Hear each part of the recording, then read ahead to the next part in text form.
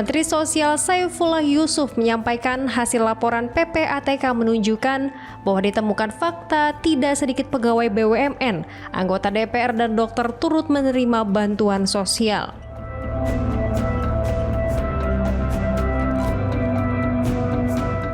Ia menjelaskan laporan hasil PPATK yang diminta oleh Kementerian Sosial.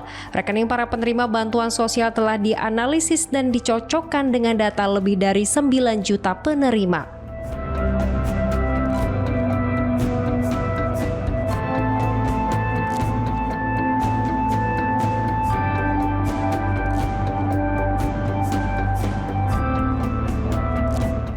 Dari hasil analisis tersebut, sekitar 600.000 penerima bansos terindikasi bermain judi online.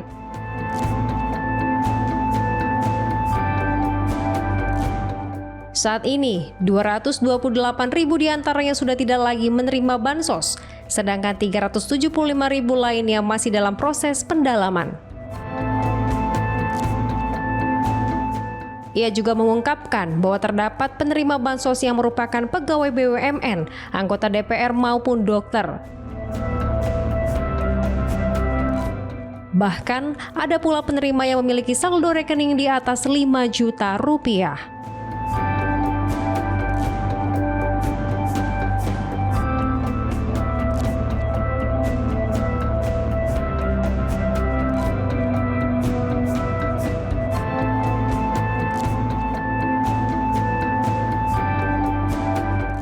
Menteri Sosial menegaskan bahwa pihaknya terus melakukan pemutakhiran data dan pendalaman agar penyaluran bantuan sosial tepat sasaran.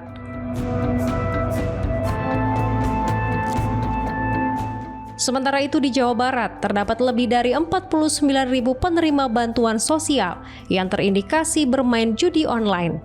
Angka tersebut menempatkan Jawa Barat sebagai daerah dengan peringkat tertinggi.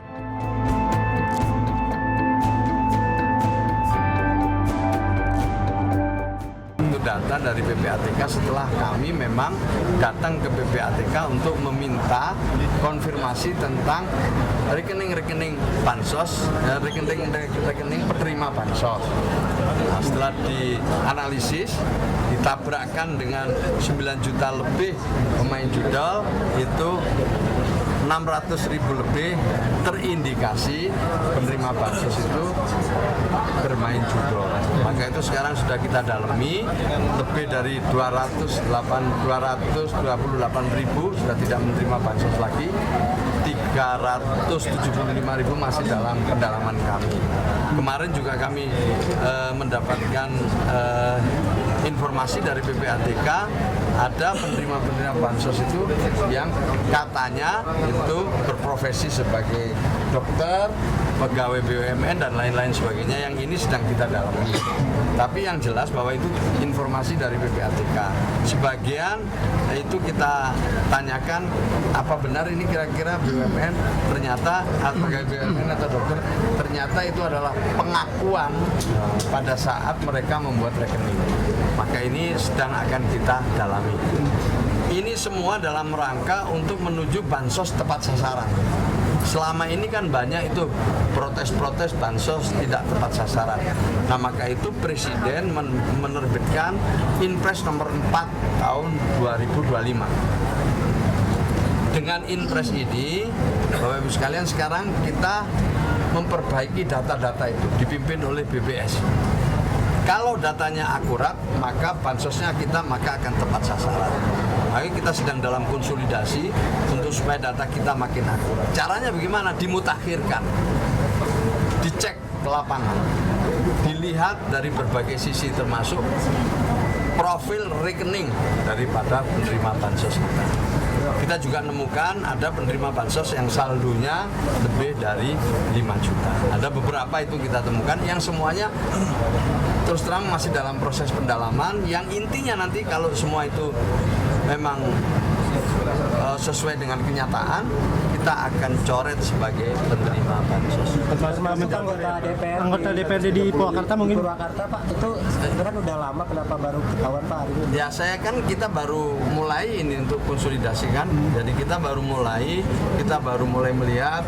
Jadi dengan Inpres sejak bulan Februari itu kan, Inpresnya keluar Februari, sejak itu keluar, kita mulai ini melangkah demi melangkah. Kita memang proaktif, kita ambil inisiatif untuk ke PPATK, untuk konsolidasi dengan gubernur, bupati, wali kota.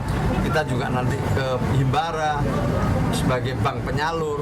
Kita proaktif dan kita ngundang masyarakat. Kalau masyarakat ingin melakukan usul sanggah, bisa lewat aplikasi Cek Bansos. Jadi Bapak, Ibu sekalian, teman-teman bisa lihat di aplikasi Cek Bansos. Di situ ada usul sanggah. Silakan usul, silakan sanggah. Tapi dengan beberapa bukti yang harus dilampirkan supaya kami bisa menindaklanjuti.